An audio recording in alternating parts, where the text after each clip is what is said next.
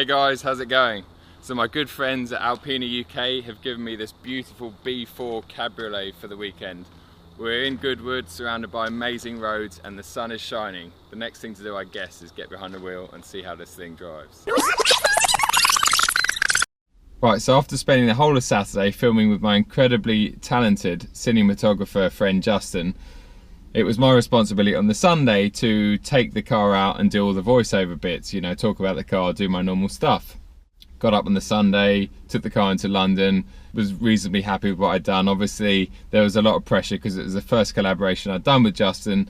He's a professional, his work's incredible, and you know, he's up here, whereas I'm amateur and I do this on the side, and I try and make my stuff a reasonable quality. So I got home, started uploading all the stuff onto my computer, and every single file that I'd recorded that day, which was about 50 takes, they were all corrupt. By the time I'd seen that there was a fault with the memory card, it was Sunday evening and the Alpina was already halfway back up to Nottingham where it belongs. So I was stuck, and I certainly couldn't try and pull a fast one and drive, say, this M2 around and pretend that I'm in the Alpina, because number one, it's black, it was all very dark in here compared to that very sort of airy white leather cabin. Number two, you know, you guys aren't stupid, so there was no fooling anyone. So I thought about it for a bit and thought, well, I've got no choice but to film the piece again and just do it in one of my cars. So here I am, sitting in my M2 talking to you guys about the Alpina. Alpina have actually just celebrated their 50th birthday. During that time, they've worked very closely with BMW. They're a totally separate company and they work out of a totally separate factory. They employ around 200 staff and they produce close to 2,000 units a year. The B4 cab in basic spec is £63,000, which is essentially the same price as an M4 cab. Now the prices tested for the one that we had was 72 grand, so it had a fair amount of options on it, including the merino leather, HK sound, a leather wrap dashboard, you know, it had lovely Alcantara trim here, there and everywhere, Alcantara steering wheel, the all-important neck scarf as well, which in England I think is a must-have option. You know, if you're going to have a convertible car, yes, we get a few weeks of summer, like when we film the car, where it's beautiful and warm and you certainly don't need the neck scarf, but we do get a lot of lovely bright sunny days during the winter where it's just too cold to have the roof down the majority of the time. But if you've got heated seats and you've got neck scarf, then just go for it. You know, it's you can enjoy the open top but stay warm at the same time, which is really important in this country. Now, up until I got my hands on this B4 cab, I'd actually never driven a petrol powered Alpina. I've driven their entire diesel range, and as you might or might not know, looking at some of my other videos, I've always been blown away by their diesel cars. The performance on offer by that diesel engine that they produce is just unbelievable. All of their models, in fact, do sub 5 seconds to 60 times.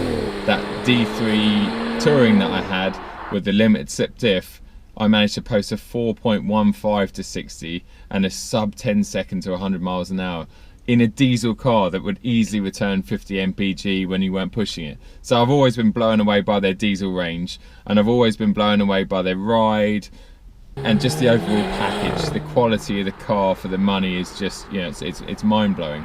Without driving a petrol Alpina, I could never understand or justify the 6, 7, 8 grand hike in price over the equivalent diesel model.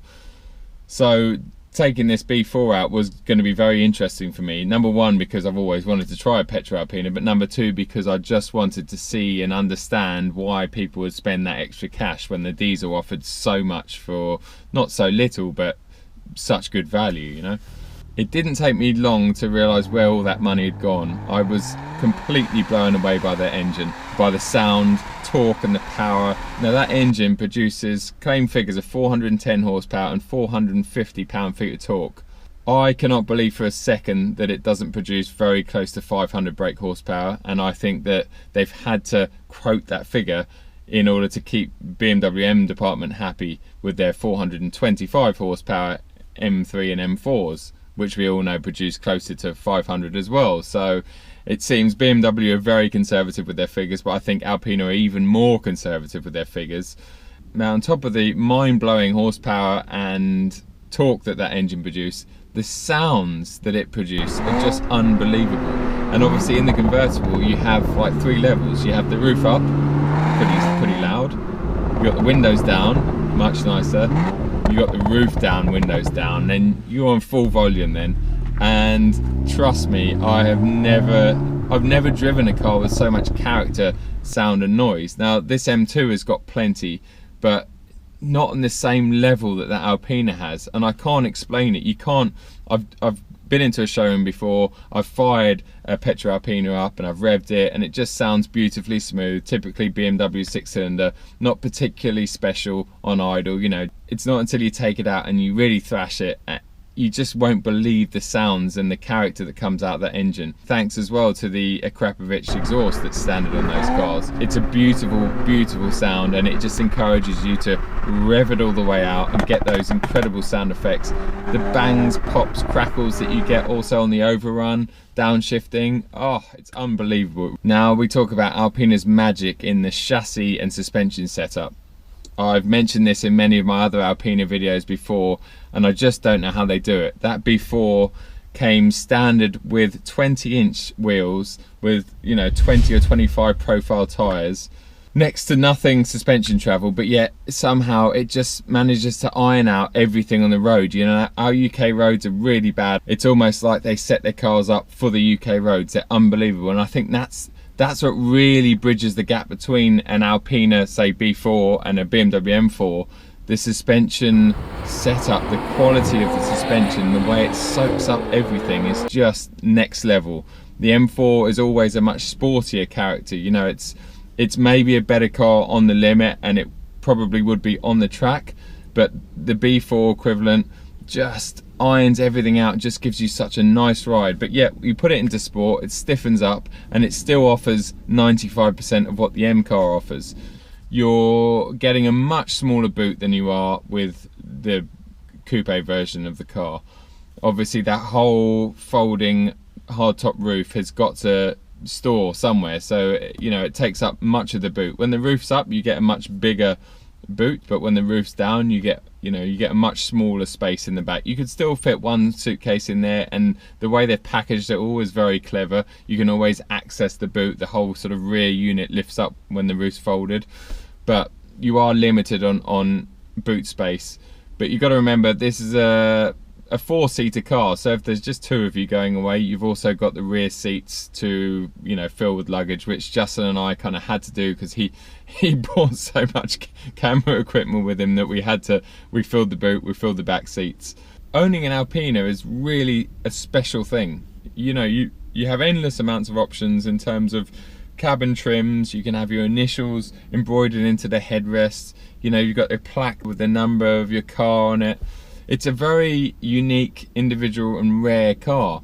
Not only do they look fantastic, but they also attract a very good crowd. Every time I borrow an Alpina, I have people come up to me and talk to me about the car. They either have never heard of the brand and keen to sort of talk to me about it and understand what it is and full of compliments, or, you know, they know Alpina very well, but they just didn't realise that they still made cars or produced such amazing cars. I'm just always blown away by any Alpina product that I try, and it's not because they give me cars, it is because they just build such incredible machines.